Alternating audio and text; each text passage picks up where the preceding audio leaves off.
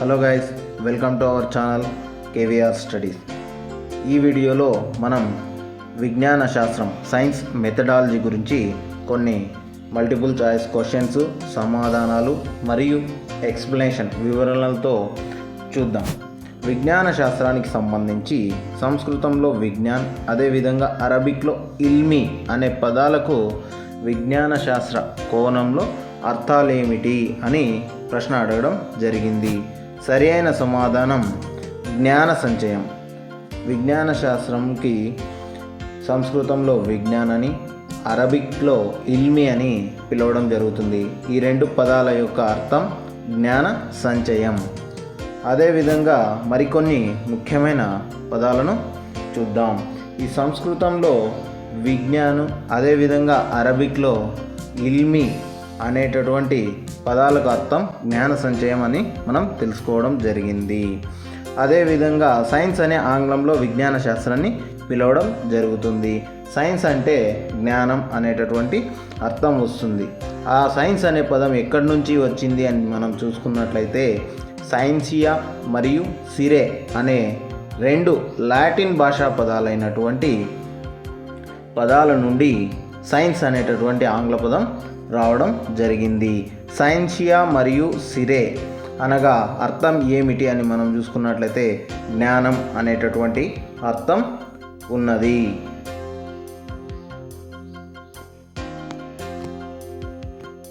శాస్త్రం అనగా సత్యాన్వేషణ అని నిర్వచించిన వారు ఎవరు అని అడగడం జరిగింది. సరి అయిన సమాధానం NCF 2005. శాస్త్రం అనగా సత్యాన్వేషణ అని నిర్వచించింది ఎవరు అని చూస్తే NCF 2005. అదేవిధంగా ఈ కొఠారి కమిషన్ ఏం చెప్పింది శాస్త్రం గురించి, జాతీయ విద్యా విధానం 1986 శాస్త్రం గురించి ఏం చెప్పారు అని ఈ వీడియోలో చూద్దాం. ఇక్కడ శాస్త్రం అనగా చేయడం అంటున్నారు. ఎవరు శాస్త్రం అనగా చేయడం అని చెప్పినది కొఠారి కమిషన్. కొఠారి కమిషన్ శాస్త్రాన్ని ఏ విధంగా నిర్వచించింది అని అంటే శాస్త్రం అనగా చేయడం అని నిర్వచించడం జరిగింది. అదేవిధంగా జాతీయ విద్యా విధానం ఏం చెప్తోంది 1986 అంటే శాస్త్రం అనగా అందరికీ విజ్ఞానం. అందరికీ విజ్ఞానం.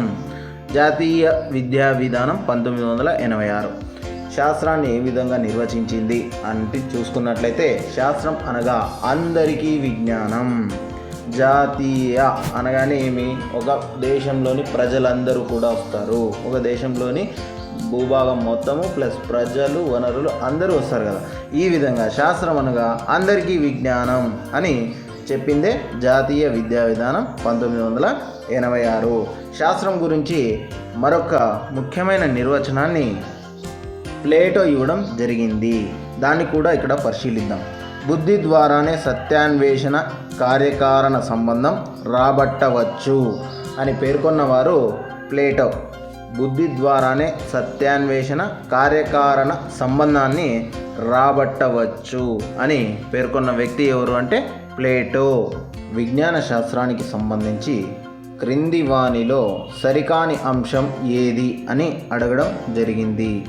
సరి అయిన సమాధానం చూసుకున్నట్లయితే శాస్త్రం అనే దానికి ఇక్కడ నిర్వచనాలు ఇవ్వడం జరిగింది. ఈ విధంగా ఒక సాంకేతిక రూపంలో ఇవ్వడం జరిగింది.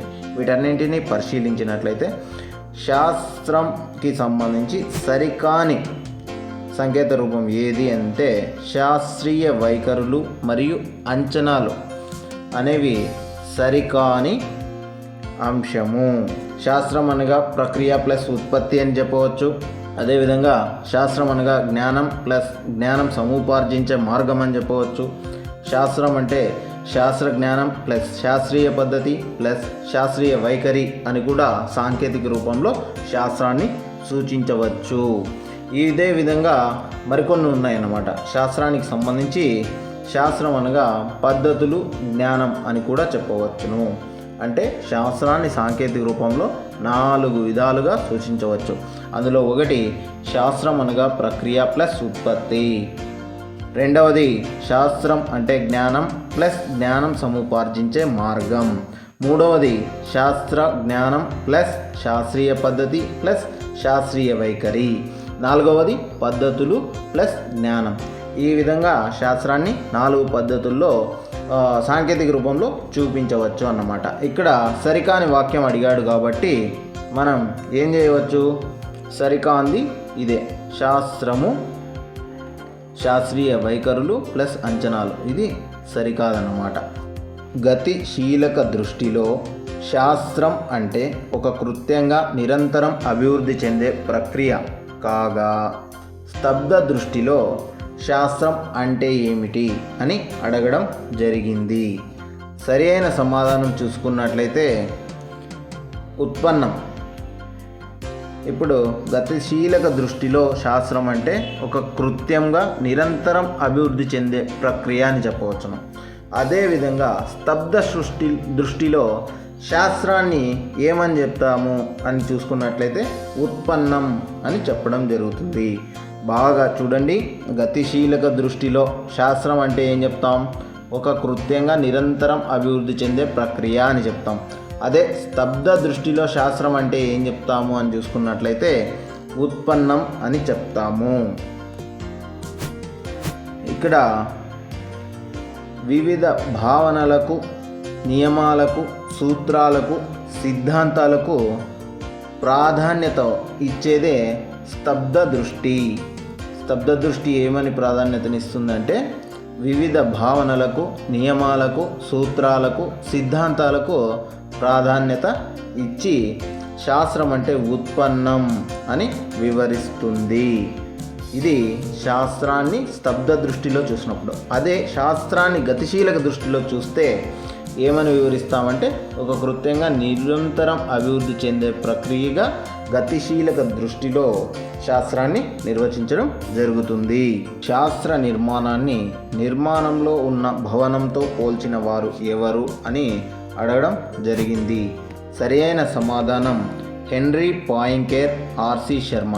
వీరిరువురు కలిసి శాస్త్ర నిర్మాణాన్ని ఏం చెప్పినారంటే నిర్మాణంలో ఉన్న ఒక భవనంతో పోల్చడం జరిగింది. అయితే భవనంలో అనేక రకమైనటువంటి స్టెప్స్ ఉంటాయి కదా, వాటిని ఏ విధంగా చెప్పారో వివరంగా చూద్దాం. శాస్త్రంలో పునాదులు, శాస్త్రానికి పునాదులు వంటివి ఏవి, భావనలు అని చెప్పారు. నిలువు స్తంభాలు అంటే పిల్లర్స్ వంటివి సాధారణీకరణాలు అని చెప్పారు హెన్రీ పాయింకేర్ మరియు ఆర్సి శర్మ. అదేవిధంగా శాస్త్రానికి అడ్డు స్తంభాల వంటివి ఏవి అంటే ప్రక్రియలు, పద్ధతులు. ఇవి బాగా గుర్తుపెట్టుకోవాలా. హెన్రీ పాయింకేర్ మరియు ఆర్సి శర్మ ప్రకారం శాస్త్రానికి పునాదులు క్రింది వానిలో ఏవి అని అడిగితే భావనలు అని సరైన సమాధానం ఎన్నుకోవాలా. అదేవిధంగా హెన్రీ పాయింకేర్, ఆర్సి శర్మ ప్రకారం శాస్త్రానికి నిలువు స్తంభాలు ఏవి అంటే సాధారణీకరణాలు అని మనం ఎంచుకోవడం అవసరం. అదేవిధంగా హెన్రీ పాయింకేర్ మరియు ఆర్సి శర్మ ప్రకారం శాస్త్రానికి అడ్డు స్తంభాలు ఏవి క్రింది వానిలో అని అడగడం జరుగుతుంది. ప్రక్రియలు, పద్ధతులు అని చెప్పాలి. అడ్డు స్తంభాలు ప్రక్రియలు, పద్ధతులు. నిలువు స్తంభాలు సాధారణీకరణాలు. పునాదులు అంటే భావనలు. శాస్త్రానికి ఈ విధంగా ఒక నిర్మాణంలో ఉన్న భవనంతో పోల్చి వాటిలో వివిధ భాగాలకు వివిధ రకాలైనటువంటి పునాదులు కానీ, నిలువు స్తంభాలు కానీ, అడ్డ స్తంభాలుగా వివరించడం చేశారు హెన్రీ పాయింకేర్ మరియు ఆర్సి శర్మ. విజ్ఞాన శాస్త్ర అభ్యసనానికి ప్రాథమిక శాస్త్రీయ నైపుణ్యం ఏది అని అడగడం జరిగింది.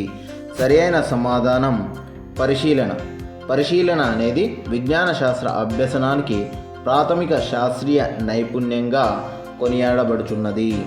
అదేవిధంగా మరికొన్ని ముఖ్యమైన అంశాలను ఇక్కడ తెలుసుకుందాం. శాస్త్ర అభ్యసనంలో ప్రముఖ నైపుణ్యం ఏది అని అడగడం జరుగుతుంది. కొలవడం. అదేవిధంగా శాస్త్ర అభ్యసనంలో జరగబోయే సంఘటనలను ముందుగా ఊహించడాన్ని ఏమంటారు అంటే ప్రాగుక్తీకరణం అనడం జరుగుతుంది. శాస్త్ర అభ్యసనానికి ప్రాథమిక శాస్త్రీయ నైపుణ్యం అయితే పరిశీలన. అదేవిధంగా శాస్త్ర అభ్యసనంలో ప్రముఖ నైపుణ్యం ఏది అని చూసుకుంటే కొలవడం. అదేవిధంగా శాస్త్ర అభ్యసనంలో జరగబోయే సంఘటనలను ముందుగా ఊహించడాన్ని ఏమంటారు అంటే ప్రాగుప్తీకరణం అని చెప్పడం జరుగుతుంది. శాస్త్రీయ పద్ధతికి ప్రాథమిక స్థాయిలో సోపానాలను సూచించిన వారు ఎవరు అని అడగడం జరిగింది. ఇక్కడ బాగా గుర్తుపెట్టుకోండి, శాస్త్రీయ పద్ధతికి ప్రాథమిక స్థాయిలో సోపానాలను సూచించిన వారు ఎవరు అని అడగడం జరిగింది. సరైన సమాధానం చూసుకున్నట్లయితే ఇక్కడ కార్ల్ పియర్సన్ శాస్త్రీయ పద్ధతికి ప్రాథమిక స్థాయిలో సోపానాలను సూచించడం జరిగింది. అయితే ప్రాథమికోన్నత స్థాయిలో సోపానాలను ఎవరు సూచించారు అని చూసుకున్నట్లయితే క్లీసర్ శాస్త్రీయ పద్ధతికి ప్రాథమిక స్థాయిలో సోపానాలను సూచించిండేది కార్ల్ పియర్సన్ కాగా, ప్రాథమికోన్నత స్థాయిలో శాస్త్రీయ పద్ధతికి సోపానాలను సూచించిన వారు క్లీసర్. ఈ రెండు కూడా చాలా చాలా ఇంపార్టెంట్, బాగా గుర్తుపెట్టుకోండి. పరిశీలన ద్వారా 2 రకాలైన జ్ఞానాన్ని పొందుతాం. అందులో ఒకటి ప్రాయోగిక జ్ఞానం కాగా, రెండవది ఏమిటి అని అడగడం జరిగింది. సరైన సమాధానం సిద్ధాంత పరిజ్ఞానం. పరిశీలన ద్వారా పొందే మొదటి జ్ఞానం అయితే లేదా ఒక జ్ఞానం అయితే ప్రాయోగిక జ్ఞానం కాగా, రెండవది సిద్ధాంత పరిజ్ఞానం. పరిశీలన ద్వారా 2 రకాలైన జ్ఞానాలు పొందుతాం. ఒకటి ప్రాయోగిక జ్ఞానం, 2 సిద్ధాంత పరిజ్ఞానం. ప్రాయోగిక జ్ఞానంలో ఉండేటటువంటి అంశాలను చూసుకున్నట్లయితే ప్రత్యక్ష పరిశీలన, వివరణ, పరిసరాల పరిశీలన, వాస్తవాలు, ఇవన్నీ ప్రాయోగిక జ్ఞానాన్ని తెలుపుతాయన్నమాట. అదేవిధంగా పరిశీలన ద్వారా లభించే రెండవ జ్ఞానం సిద్ధాంత పరిజ్ఞానం. అందులోని అంశాలు నిర్వచనాలు, భావాలు, సూత్రాలు, సిద్ధాంతాలు, నియమాలు. ఈ విధంగా పరిశీలన ద్వారా 2 రకాలైన జ్ఞానాన్ని పొందుతాం. ఒకటి ప్రాయోగిక జ్ఞానం, 2 సిద్ధాంత పరిజ్ఞానం. అందులోని అంశాలను చాలా జాగ్రత్తగా గుర్తుపెట్టుకోండి. సార్వత్రీకరించబడిన సత్యాలను ఏమంటారు అనేటటువంటి ప్రశ్న అడగడం జరిగింది. సరైన సమాధానం శాస్త్రీయ సత్యాలు అనడం జరుగుతుంది. సార్వత్రీకరించబడిన సత్యాలు అన్నా కూడా, శాస్త్రీయ సత్యాలు అన్నా కూడా 2 కూడా ఒకటే. అయితే ఈ సత్యానికి గల లక్షణాలను వివరించిండే వ్యక్తి జేమ్స్ బి కొనెంట్ సత్యానికి గల లక్షణాలను ఈ 4 విధాలుగా వివరించడం జరిగింది. సత్యాన్ని ప్రత్యక్షంగా పరిశీలించదగినదై ఉండాలి అని చెప్పింది ఎవరు? James B Conant. ఎన్నిసార్లు అయినా నిరూపించగలగాలి. అదేవిధంగా వివాదరహితంగా ఉండాలి సత్యం అనేది. మారనివిగా, కాలంతో పాటు మారనివిగా ఉండాలి అని జేమ్స్ బి కొనెంట్ సత్యానికి గల లక్షణాలను ఈ 4 రకాలుగా వివరించడం జరిగింది. సార్వత్రీకరించబడిన సత్యాలను శాస్త్రీయ సత్యాలు అంటారు. ఈ శాస్త్రీయ సత్యాలు 4 రకాల లక్షణాలను కలిగి ఉండాలని జేమ్స్ బి కొనెంట్ ఈ విధంగా వివరించడం జరిగింది. భావనకు సంబంధించి క్రింది వానిలో సరికాని వాక్యం ఏది అని అడగడం జరిగింది. సత్యాల మధ్య పరస్పర వైరుధ్యం ఏర్పరచగలిగితే అది భావన అనేది తప్పు అంశం. మిగిలినవన్నీ కూడా సరైన అంశాలే. సామాన్య లక్షణాలు కలిగిన ఒక ఉద్దీపన తరగతిని భావన అని చెప్పవచ్చు. శాస్త్రంలో సాధారణీకరించబడిన విషయాలే భావనలు అని చెప్పవచ్చు. ఒక ఆలోచన లేదా భావాన్ని తెలిపే సాధారణ వివరణయే భావన. ఇవన్నీ కూడా భావానికి సంబంధించి సరి అయిన వాక్యాలు. సరికాని వాక్యం సత్యాల మధ్య పరస్పర వైరుధ్యాన్ని ఎప్పుడు కూడా ఏర్పరచదు. భావన అనేది ఏం ఏర్పరుస్తుంది అంటే సత్యాల మధ్య పరస్పరం సహసంబంధం ఏర్పరుస్తుంది భావన. ఈ విధంగా 4 అంశాలని చక్కగా గుర్తుంచుకోవాలా. అయితే ఈ భావనకు సంబంధించిన ముఖ్యమైన నిర్వచనాలను ఇప్పుడు చూద్దాం. వస్తువులపై మన ఆలోచనే భావన అని పేర్కొన్నది ఆక్స్ఫర్డ్ అడ్వాన్స్డ్ లెర్నర్స్ డిక్షనరీ. ఏం చెప్తోందంటే వస్తువులపై మనకు ఉన్నటువంటి ఆలోచనే భావన అని ఆక్స్ఫర్డ్ అడ్వాన్స్డ్ లెర్నర్స్ డిక్షనరీ పేర్కొనడం జరిగింది. మన అనుభవాలను సంక్లిష్టతలను ప్రతిబింబించేదే భావన అని ఐన్స్టీన్ పేర్కొనడం జరిగింది. విషయ జ్ఞానమంతా భావన ద్వారా ఏర్పడుతుంది అని సోక్రటీస్ పేర్కొనడం జరిగింది.